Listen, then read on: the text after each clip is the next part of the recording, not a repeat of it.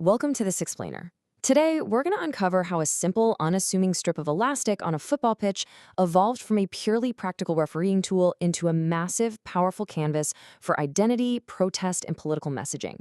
You see it in almost literally every single match. But the history behind it, it's absolutely fascinating. Let's dive right in. So, to really get this, we have to start by asking the most basic question imaginable. Why do football captains actually wear an armband in the first place? I mean, think about it for a second.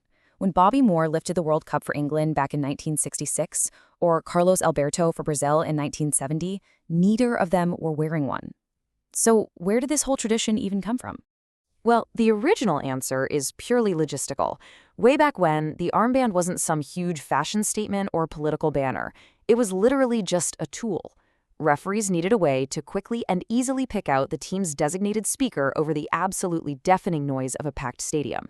You know, shouting across a massive pitch was totally unreliable, so throwing a highly visible marker on an arm, it solved the problem cheaply and effectively. So here's the roadmap for today. We'll track the armband's kind of messy historical origins, explore its shift toward regional pride and social activism, specifically looking at exactly why teams choose these really unique designs.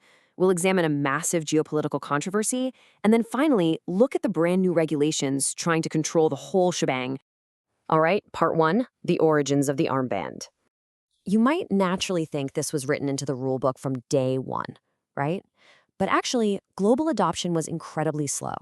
It kicked off with a 1949 mandate in Italy's Serie A. Then, jumping to the 1970s in England, Leeds United adopted it. That was partly pushed by an artist named Paul Trevelyan, who wanted to add a bit of glamour, and partly by their manager, Don Revie, who wanted to curb players' dissent toward referees by making sure only the captain was identifiable. By the 1974 World Cup, it had morphed into this genius branding tool when legends like Franz Beckenbauer and Johan Cruyff wore custom Adidas armbands. And believe it or not, it didn't even become a formal FA Cup rule until an amendment in the 1980s. Crazy, right? Moving on to part two, from utility to identity. This is the turning point where the armband transforms from just a simple referee's tool into a deeply personal, wearable piece of local heritage. We really start to see why teams began choosing unique designs. Clubs started customizing them for regional pride, effectively turning that tiny piece of fabric into a flag for their community. FC Barcelona is a classic example. They famously adopted the red and yellow Catalan flag armband. Johan Cruyff actually first wore it in 1976, right after the fall of Francisco Franco's regime, which had literally banned that flag.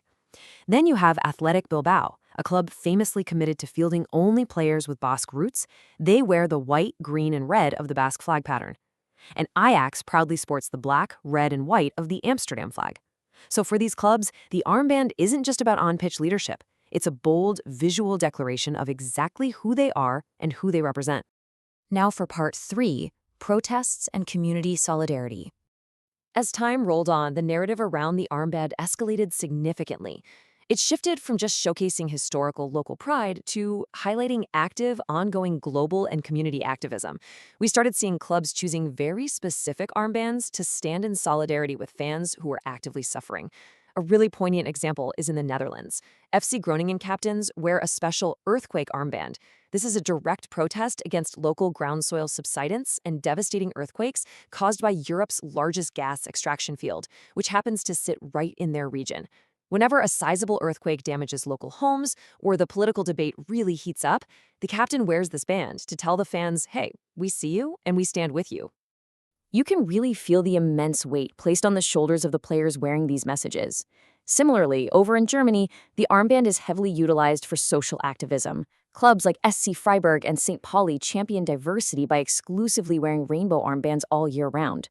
This also ties directly into the massive Nie Wieder, which translates to never again, initiative in German football. That movement takes a really firm stand against discrimination and honors the victims of the Holocaust.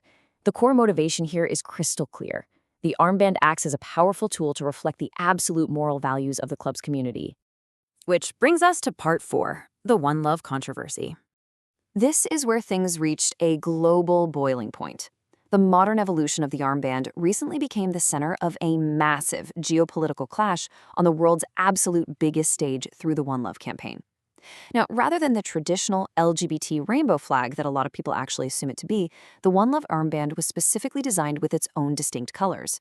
It combines the red, black, and green of the Pan-African flag to represent race and heritage, right alongside the pink, yellow, and blue of the pansexual flag to represent all gender identities and sexual orientations. And this highly specific armband caused massive friction. FIFA completely banned it at the 2022 World Cup in Qatar, actively threatening team captains with instant yellow cards if they dared to step onto the pitch wearing it. That sparked a huge, fiery debate over whether governing bodies were suppressing free expression. But, the controversy definitely went both ways. Back in the Dutch league, Excelsior Rotterdam captain Ridouin El Yacoubi actually stepped down from his captaincy role entirely, simply because he did not want to be forced to publicly support the campaign. The armband had officially become this hyper-politicized object that neither side could seem to agree on. And finally, part 5, the rules strike back. So, after literally decades of the armband living in this fascinating regulatory gray zone where players and clubs could essentially do whatever they wanted, governing bodies are finally stepping in to take control. For most of modern football history, the actual official laws of the game produced by IFAB didn't even mention the armband. It was just an assumed convention. But now, what was once just an unwritten tradition is being strictly regulated. The 2025/26 IFAB laws of the game officially mandate that armbands must either be explicitly authorized by the competition or they have to be a single color with just the word captain or the letter C on them. The Wild West era of custom armbands is officially being reined in. A very strict line has been drawn in the turf. Ultimately, under football law, the captain holds a very specific yet limited set of responsibilities. The armband gives them the access to speak to the referee, but it grants absolutely zero power to overrule any decisions. It's all about access, not power. And now the law finally dictates exactly what that symbol of access can and cannot look like. Which leaves us with this final incredibly provocative thought. If the captain truly represents the club, the fans, and the community, and we've just seen exactly why they choose to wear their local pride and activism right there on their sleeves, should their arm reflect that community? Or must the game, at its very core, remain completely neutral, governed strictly by the rulebook? It is a fascinating debate, and one that's sure to continue every single time a team steps out of the tunnel. Thanks so much for joining me on this explainer, and definitely keep an eye out for that little piece of cloth the next time you tune into a match.